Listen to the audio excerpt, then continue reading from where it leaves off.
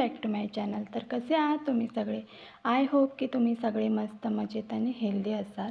आणि इथे आम्ही जात आहोत सासरी भालेकर कुंडला आम्ही जात आहोत, कारण की शेतावरती निवद करण्याचं आज ठरवलं होतं, म्हणून आम्ही आज निवद करण्यासाठी जात आहोत. खूप दिवसांपासून ना व्हिडिओ एक पाहिला, न्यूज होते जबलपूरमध्ये जी क्रूजची घटना झाली ना, एक आई आणि 4 वर्षाचा मुलगा बुडाले ती दोघं. तर खूप म्हणजे मनाला हेलवणारी ती गोष्ट आहे. ती घटना खूप भयानक, असं कोणासोबतही घडू नये.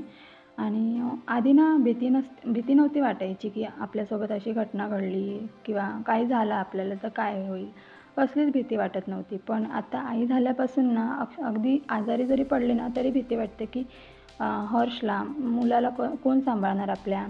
कारण कसं आहे, एक आई आपल्या बाळाला जसं सांभाळते ना तसं कोणीही सांभाळू शकत नाही आपल्या बाळाला. म्हणून आता ना भीती वाटते की आपल्याला काही झालं तर आपल्या मुलाचं कसं होईल, काय होईल. म्हणून खूप म्हणजे मी आता ठरवलं आहे की स्वतःकडे लक्ष द्यायचं, स्वतःच्या तब्येतीकडे लक्ष द्यायचं.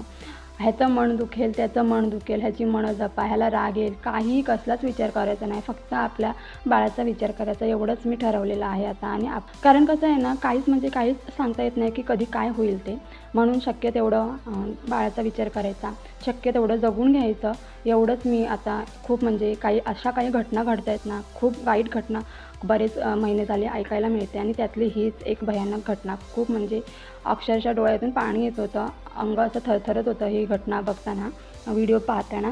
आणि एकच म्हणजे हर्षच डोळ्यासमोर, म्हणजे त्याचं कसं होईल, काय होईल, हेच विचार सतत माझ्या डोक्यात येत होते.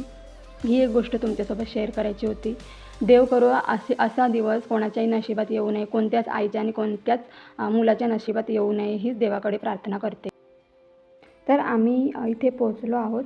हे आहे पार्वती ॲग्रो रिसॉर्ट. इथे नक्कीच तुम्ही भेट द्या. खूप छान आहे हे रिसॉर्ट. आणि इथे बऱ्यापैकी काम झालेलं आहे. आणि इथे खूप म्हणजे खूप छान निसर्गरम्य वातावरण आहे आणि छान वाटेल तुम्हाला इथे येऊन. तर इथे रूम्स अवेलेबल आहेत. त्यानंतर जेंट्स लेडीज वॉशरूम्स अवेलेबल आहेत. सगळ्या प्रकारची सोय आहे. जेवणाची सोय आहे, जेवणाची, नाश्त्याची वगैरे सगळे सोय आहे. आणि स्पेशली लहान मुलांसाठी पण स्विमिंग पूल आहे.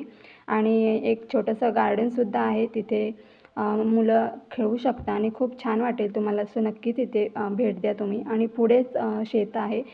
तर इथे माझी पुतणी म्हणजे माझ्या मोठ्या दीराची मुलगीसुद्धा आलेली होती. सो आम्ही सगळे गेलो, माझे हे सासरे आहेत.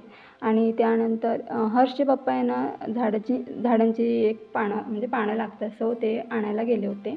आणि आम्ही पुढे आलो. सो हर्ष सारखा ओरडत होता, पप्पा पप्पा, म्हणजे त्याला वाटलं की पप्पा कुठेतरी गेलेत, म्हणून तो सारखा रडत होता. आणि त्याला जर मातीत सोडलं ना की तो अक्षरशः म्हणजे धुमाकूळ घालतो. सो मी त्याला उचलून घेतलं होतं. आणि इथे हर्षचे पप्पा इथे रानमेवा म्हणजे काजूच्या बिया गोळा करून घेऊन आले. तुम्ही इथे पाहू शकता. खूप छान म्हणजे भाजून खाल्ल्यानंतर मुलांनी तुम्हाला पुढे पाहायला मिळेलच. तर इथे काही काजूच्या बिया त्यांनी गोळा करून आणले होते. हे निवद बनवायला जे काही साहित्य लागतं ते सगळं होतं.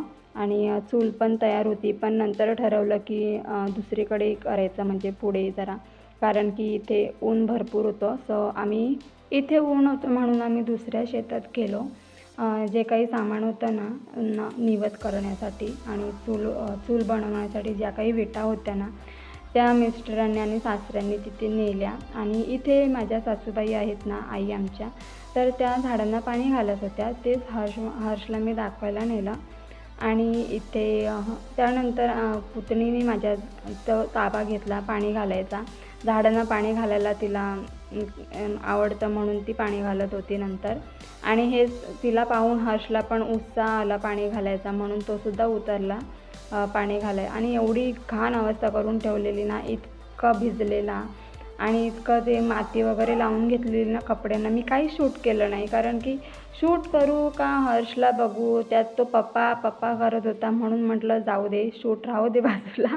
त्याचं मी आवरलं. त्यानंतर आम्ही वरती जो शेत होता तिथे आलो. आणि इथे हर्षचे पप्पा काय माहिती त्यांना माहिती काय शोधत होते, पण मी ते शूट केलं. आणि त्यानंतर पुढे आम्ही आलो. चूल वगैरे मांडली होती आणि सगळी तयारी झाली. आणि आईंनी भात शिजत ठेवला होता. एकीकडे आणि एकीकडे जे काही नारळ वगैरे अर्पण केला जातो देवाला, तर तो देत होते सासरे. आणि हर्षला तर म्हणजे खूपच मजा येत होती आणि त्याला म्हणजे महत्त्वाचं म्हणजे त्याला मातीत खेळायला भेटत होतं. आणि इथे तो पण शांत असा बसलेला बघा, तुम्ही बघू शकता किती शांत बसला आहे. पण तो जो धुमाकूळ घालत होता ना, ते मी काही शूट नाही केलं, कारण की नाही करता आलं ते शूट. त्यानंतर देवाला नैवेद्य दाखवलं सगळ्यांनी मिळून. आणि इथे त्यानंतर जे काही काजूच्या बिया गोळा केल्या होत्या ना माझ्या मिस्टरांनी, तर ते त्यांनी भाजून मुलांना खायला दिलं होतं. आणि इथे आई काजूच्या बिया फोडून देत होत्या आणि संकू दीदी आणि मायरा दीदी दोघी मिळून हर्षला पण भरवत होते आणि स्वतःही खात होते. तर अशा पद्धतीने खूप मजा एन्जॉय केलं आहे मुलांनी. आणि हर्षला तुम्ही पाहू शकता, खूप खूप त्यांनी मस्त मजा केलेली आहे. अक्षरशः धुमाकूळ घातला होता त्यांनी. तर आजचा हा छोटासा व्हिडिओ तुम्हाला कसा वाटला कमेंट करून नक्की सांगा. व्हिडिओ आवडल्यास लाईक, शेअर आणि सबस्क्राईब करायला विसरू नका. पुन्हा भेटूया अशाच एका नवीन व्हिडिओमध्ये. तोपर्यंत bye, take care to all.